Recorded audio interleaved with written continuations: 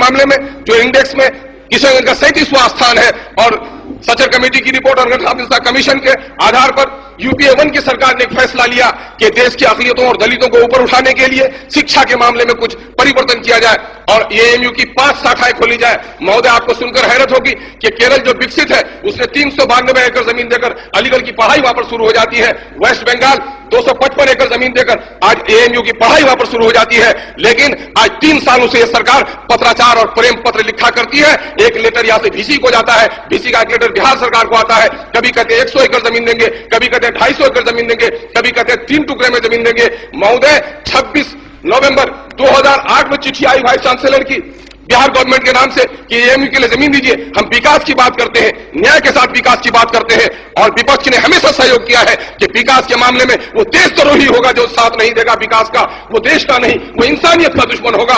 और राष्ट्रीय जनता दल जनहित के लिए और दलितों के हित के लिए हमेशा अग्रसर रहा है। महोदय, और क्या कहा गया महोदय कि आज अलीगढ़ की जमीन नहीं दी जा रही है महोदय, और अलीगढ़ के जमीन के बारे में अगर 6 महीने के अंदर अलीगढ़ को जमीन नहीं दी गई तो अलीगढ़ कोर्ट ने फैसला ले लिया है कि वो यूनिवर्सिटी यहां से खिसक जाएगी। महोदय, अलीगढ़ में जो सबसे पहला लड़का BA पास किया था महोदय, वो लड़का मुस्लिम नहीं था बल्कि नन मुस्लिम था। महोदय, आज भी अलीगढ़ यूनिवर्सिटी में 62% लड़के जो नन मुस्लिम होते हैं प्रोफेशनल कोर्सेज में वही पढ़ते हैं। लेकिन ये सरकार न जाने किस दबाव में आ गई है कि अलीगढ़ यूनिवर्सिटी को जात पात और सांप्रदायिक का रंग देकर के अलीगढ़ को जमीन नहीं दे रही है। महोदय, हम आपसे विशेष निवेदन करना चाहते हैं कि बिहार का विकास अगर न्याय के साथ विकास होना है तो अगर नालंदा में जमीन दी जाती है 488 एकड़ तो अलीगढ़ को भी जमीन दिया जाए। महोदय, यह किशनगंज का विकास नहीं है, यह अल्पसंख्यकों का विकास नहीं है, यह बिहार का विकास है, यह मानवता का विकास है। महोदय, इस पर भी हम आपका ध्यान देना चाहेंगे।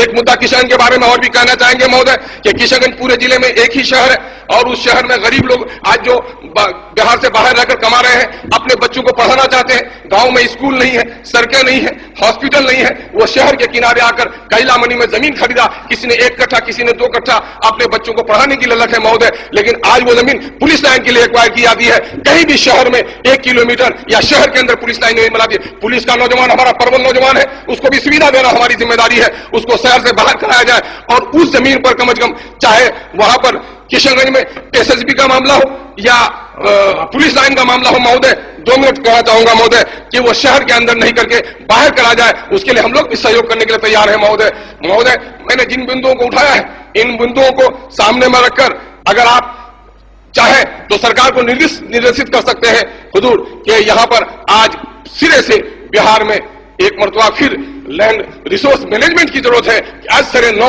यह सोचा जाए। सामाजिक परिधि बदली है, सामाजिक व्यवस्थाएं बदली है, आज भी गरीबों का अगर यही हाल होगा और अगर भूमि सुधार का काम नहीं हुआ, सिर्फ कल्पनाओं में, सिर्फ भाषणों में, सिर्फ नारों में, सिर्फ डेटा के जरिए से अगर हमने जनता को धोखा देने का काम किया महोदय तो कुर्सी आती है और चली जाती है, सरकारें बनती और चली जाती है। हमें देश से प्रेम रखनी है, यहाँ के दलितों का उत्थान करना है। जब तक समान विकास नहीं होगा, दलित अल्पसंख्यक या अगड़े पिछड़े जगह जब तक समान विकास नहीं होगा, हमारा देश विकास नहीं कर सकता है, मानवता का विकास नहीं हो सकता है। हम समझते हैं कि वही सरकार देर तक जिंदा रहती है जो न्याय के साथ चलती है। हम कुर्सी की तरफ नहीं देखते हैं, हम न्याय की आपसे गुहार लगाते हैं कि न्याय के अनुकूल जमीन के झगड़े निपटाए जाए ताकि कोर्ट का मामला भी घटे और बिहार में तमाम तर जाति पाति से उठकर बिहार के जन जन और कन कन का विकास हो सके। आपने मुझे समय दिया महोदय, इसके लिए मैं बड़ा आभारी हूं। बहुत बहुत धन्यवाद।